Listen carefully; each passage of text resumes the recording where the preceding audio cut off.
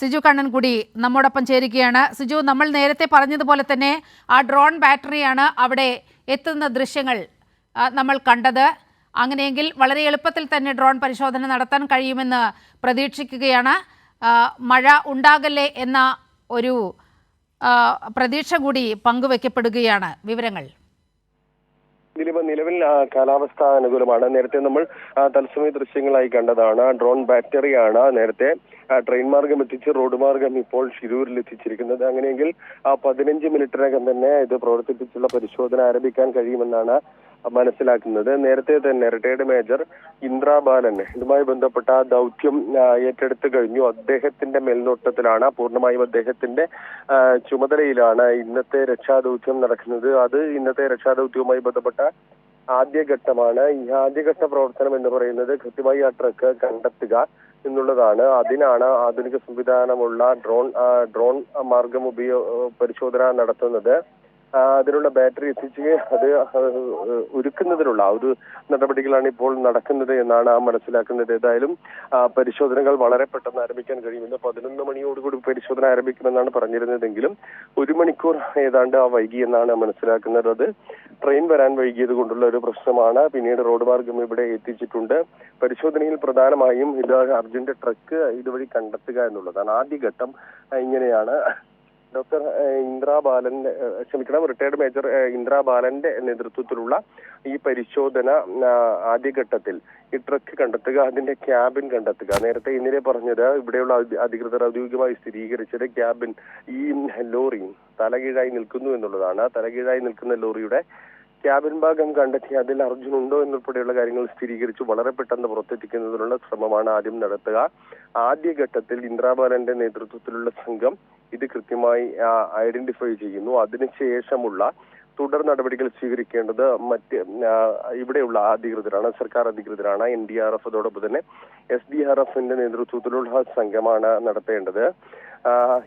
പിന്നീട് ഈ ട്രക്ക് അവിടെ നിന്ന് ഉയർത്തുന്നതുമായി ബന്ധപ്പെട്ടുള്ള നടപടികൾ സ്വീകരിക്കും. അതോടൊപ്പം തന്നെ അതിന്റെ ക്യാബിൻ ഭാഗം ഉയർത്തുന്നതുമായി ബന്ധപ്പെട്ടുള്ള നടപടികൾ സ്വീകരിക്കും. ഇത് ട്രക്കാണെന്ന് പൂർണ്ണമായും സ്ഥിരീകരിക്കുന്ന തരത്തിലേക്കുള്ള പരിശോധനകളാണ് ഇപ്പോൾ നടന്നുകൊണ്ടിരിക്കുന്നത്.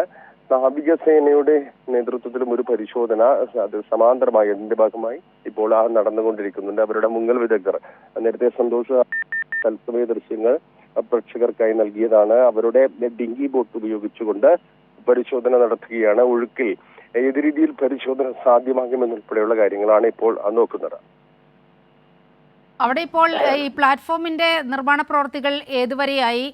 കാരണം ശക്തമായൊരു പ്ലാറ്റ്ഫോം ഉണ്ടെങ്കിൽ മാത്രമേ ഇവർക്ക് ആ പ്രവർത്തനങ്ങൾ അവിടെ നടത്താൻ കഴിയുകയുള്ളൂ. രാവിലെ മുതൽ അത്തരത്തിലുള്ള പ്രവർത്തികൾ നടക്കുന്നുണ്ടായിരുന്നു.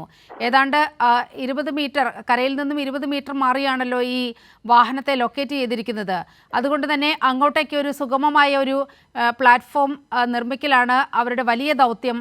അത് ഏത് രീതിയിൽ പുരോഗമിക്കുന്നു? ഈ പ്ലാറ്റ്ഫോം നിർമ്മാണം നടന്നുകൊണ്ടിരിക്കുകയാണ്.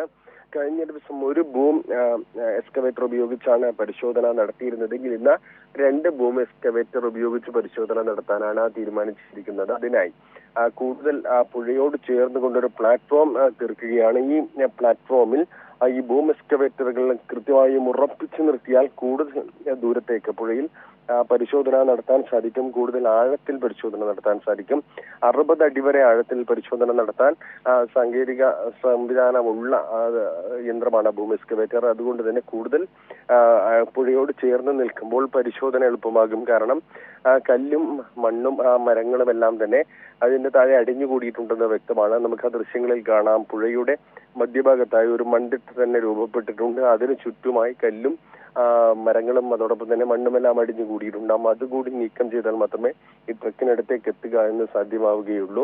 കഴിഞ്ഞ ദിവസം 3:30 കർണാടക റവന്യൂ മന്ത്രി ആണ് ഇക്കാര്യം സ്ഥിരീകരിച്ചത്. അവരുടെ ഒരു സ്ഥിരീകരണത്തിന്റെ അടിസ്ഥാനത്തിലാണ്, അവർ വെളിപ്പെടുത്തിയതിന്റെ അടിസ്ഥാനത്തിലാണ് ഈ പരിശോധനകൾ ഇപ്പോൾ നടന്നുകൊണ്ടിരിക്കുന്നത്. ഏതായാലും 3 വിഭാഗങ്ങളായി തിരിഞ്ഞുകൊണ്ട്, ഒന്ന് ഡോക്ടർ ഇന്ദ്ര ബാലന്റെ നേതൃത്വത്തിലുള്ള പരിശോധന, അതോടൊപ്പം അത് സമാന്തരമായി അതേ സമയത്ത് തന്നെ നാവികസേനയുടെ പരിശോധന, മുങ്ങൽ വിദഗ്ധരുടെ നേതൃത്വത്തിലുള്ള പരിശോധന നടക്കും.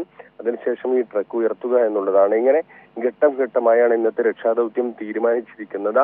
അതിനെല്ലാം തന്നെ മേൽനോട്ടം നൽകുന്നത് റിട്ടയർഡ് മേജർ ഇന്ദ്രാ ബാലനാണ്. അദ്ദേഹം നേരത്തെ തന്നെ ചുമതല ഏറ്റെടുത്തു കഴിഞ്ഞു. ഡ്രോൺ ഉപയോഗിച്ചുള്ള പരിശോധന അല്പസമയത്തിനകം ആരംഭിക്കും. ഓക്കെ, സിജുവിലേക്ക് എത്താം. ചെറിയൊരു ഇടവേള അനിവാര്യമാണ്.